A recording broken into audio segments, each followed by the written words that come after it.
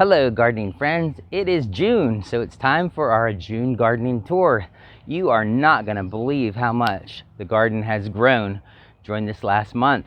So let's get down to the garden and get started with the tour. All right, here we are at the low side of the garden. To get a view of the garden. Can't really see through anymore because we have so much growing.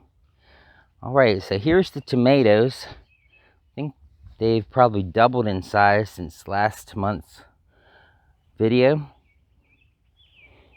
And I'm doing this weave between these posts to keep them up.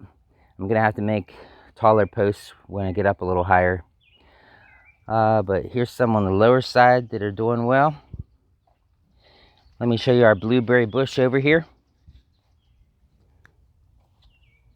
It's got lots of blueberries coming. Haven't had any ripe ones yet. There's some onions in there. There's my fig tree that I really pruned back quite heavily. That was an unknown variety. Hopefully we'll get some figs on it this year. I don't even see any forming yet. There's a tomato. That is a steakhouse tomato. It's supposed to be one of the biggest tomatoes in the world. So there's a zinnia. I think that's a volunteer zinnia. Here's another zinnia. Look at these potatoes. The potatoes have been really growing. There was one potato that somehow got about a foot away from the others. So I pulled it up and it had 3 or 4 little potatoes on it. So I ate them. They were very good. All right. Going back here. Here's my trombone Sino squash. It's really taking off. Haven't seen any squash bugs yet. Squash vine borers is what normally kills my squash. This squash is somehow a volunteer. Not quite sure how that happened. Look at those blooms. This is a big plant. I did harvest one of these,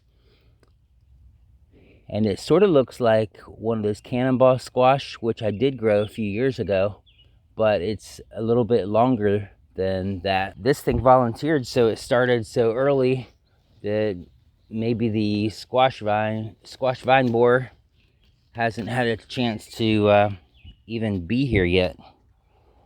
So I'm looking forward to at least getting some squash off of that. There's a fig tree. My goji berry bush has been doing super well. It's got blooms on it. I did pick one goji berry off of it and eat it already. It was a little early, so it was not of a good flavor at all. Guess I need to be a little more patient. Let them ripen. I put up this teepee trellis. I planted gourds on it last year. This year I moved it over to the garden because it was sort of getting overtaken by the trees where it was. And I planted some, I think it's black coat or black goat beans. They're a runner bean. They're really huge beans, and they were a solid black bean. So I'm going to let them go up this trellis. And there's an opening over there so the grandkids can go in there and be in the middle of the beans. Here's some onions here from last year's onions that I planted in the fall. Here's a tomato cage that I actually put some cucumbers in there this year. And they're starting to take off too, now that it's warmed up finally. I do have some tomatoes on the vine. That one is a Bella Rosa. That's a determinate variety. Oh look, this one. This is a Bella Rosa also. Determinate tomato. There's some little ones on here too. I think this is yeah, that's a Paul Robeson.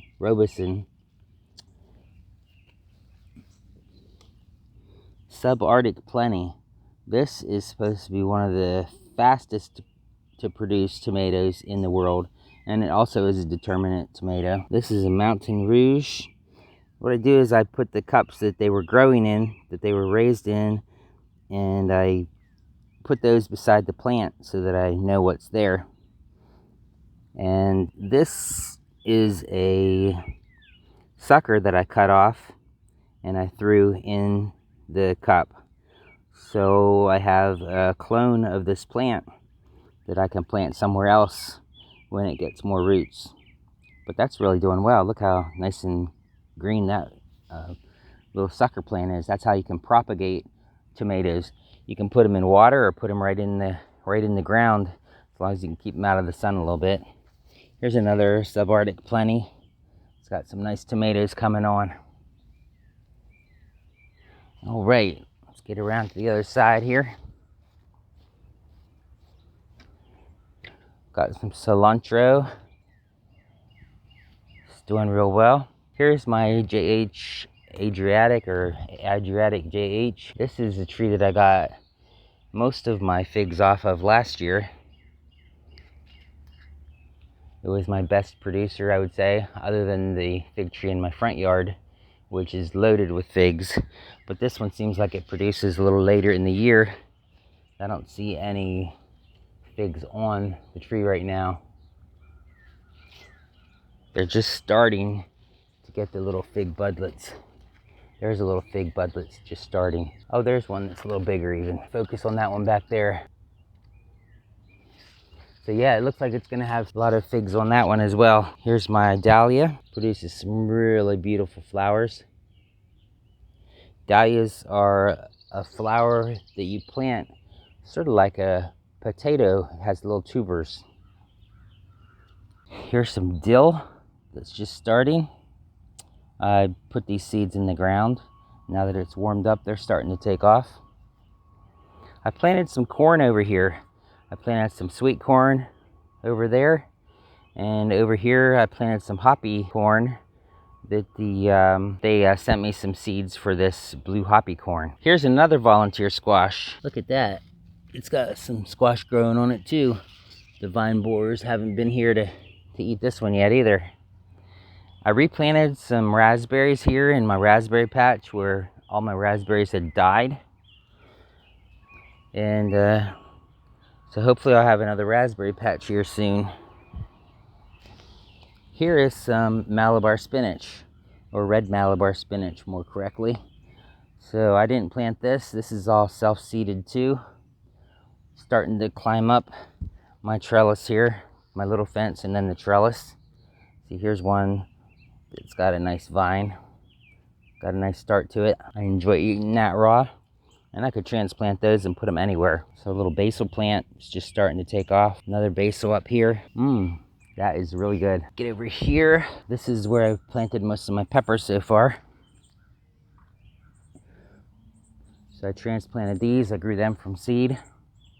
And I have a row of some carrots in here too. They're starting to produce. These peppers, I cut them back, and it's been so cold I've had them outside that they haven't really started growing yet. So now that it's warmed up, I'm anticipating them starting to really take off. Here's some over here that I planted out a little earlier maybe. That's a cayenne from M.I. Gardner seed. And this is a California Wonder. Okay, here's my kiwi vines. I bought this kiwi because I thought I had killed my other kiwi that I had going up this trellis here. So it's over a foot tall, maybe a foot and a half tall. So that's exciting. It's the best I've ever had a kiwi vine do. I've tried a few. They call them hardy kiwis, but they seem like they're hard kiwis. They're hard to get started. See, this is my other one that I thought was dead, and then it came bouncing back. So, looks like I have two that are maybe gonna survive. Got the strawberries here, and I've got some netting over top of them, so we'll have a chance to get some strawberries before the birds get them. Here's one that's got a, it's fairly ripe, but looks like the maybe the slugs or snails or something have gotten to it. It's good though. I just bite the top off and eat it. So we're starting to get some strawberries there. There's our butterfly garden, mostly with wildflowers in there. Although I did put some zinnias in there too. Here's my spring garden for the rabbits mostly. This has an Italian dandelion that's about 2 foot tall. It doesn't have a nice flavor, but it's supposed to be good for you, so I will eat it. It's sort of bitter. You can cook it to make it more edible. Here is an Italian kale. It's like a dinosaur kale. This kale is really good tasting. It tastes more like a broccoli than a kale. Really like that. Here's some Gabrielle lettuce.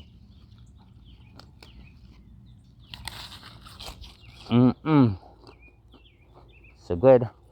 Some carrots, some more lettuce. Planted some more radishes over here. There's a seed that's popped out of the ground. Push that under so it'll grow. I planted another row of radishes here. Might have put some daikons in if I recall. Here is my competition tomato for Mrs. Green Thumb's tomato competition. This baby's just starting to take off, and I put a whole bunch of compost around it from my worm composting pit.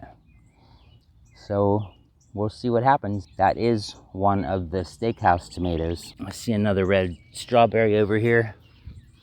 I'm gonna go ahead and grab that since I'm here. That something's been eating on it.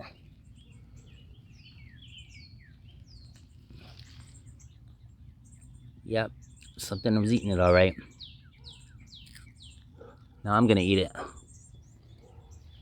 That one was delicious. Here are some more cucumbers. Starting to get some cucumbers on here. Look at that.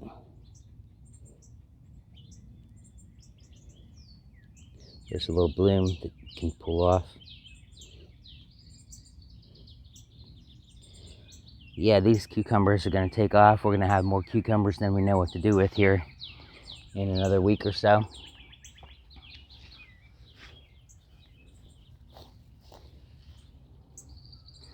Here's a climbing triple crop tomato that I planted beside my worm composting bin, and I'm tying it up my pecan tree. Yeah, let it split into two different stalks here. So that one's going up. It's definitely over 6 feet tall. One going that way too. So I'm gonna probably let them go down these branches here on this young pecan tree. This is horseradish that I haven't been really taking care of, but it's starting to take off now. Probably because it's right beside my compost pit. Here's another fig tree that I didn't get a whole lot of figs off of it last year. So I pruned it back pretty heavily. And I see figs just starting to form right here. You can see that little bump in the little V there is where the fig is gonna come out. Hopefully I'll get some more figs off of that this year. Here is my Jerusalem artichokes. They're already about 6 feet tall. And I've cut them back into more of a narrow space this year. I'm gonna put some string on to tie them up because they get tall and start to fall over. Okay, I haven't really done a whole lot up with this garden here this year yet. I had some kale in here that I chopped and dropped. So I left the stalks at the base so they might actually sprout out and give us some more kale that we can use. Or I'll plant some more kale, and I'm gonna put some tomatoes in here as well.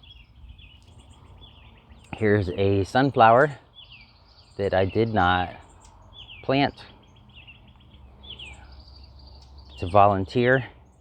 It's a nice little cute sunflower. All right, look at this. Look at these blackberries.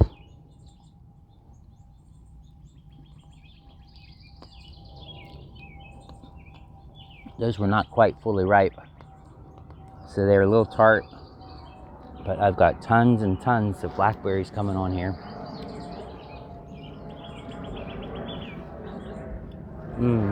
That one was a lot better.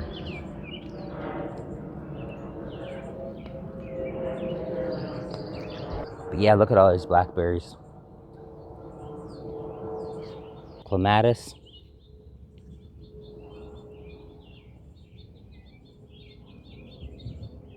That's also a pretty flower, isn't it? Here's a bunch of catnip growing really well. Here's a persimmon tree that I think has a lot of persimmons that are starting to sprout, starting to grow on there. And I do have an apple on one of my apple trees. There we go. There's one apple that survived through the spring conditions here, and that is on my Gala apple, or no, that's a Caitlin apple tree. I thought that was my Gala apple tree, but that's a Caitlin apple tree that has an apple on it. So hopefully I'll get an apple from it this year. I have one more thing to show you. It's on the other side of the yard. So let's go ahead and go over to the other side of the yard. If you recall, I planted some elderberries. Let's go over here and show you how the elderberries are doing. Right, here we go. Here's the 2 elderberry plants. This one has the leaves curling a little bit. It's probably not liking that clay soil that it's in, but hopefully they'll recover.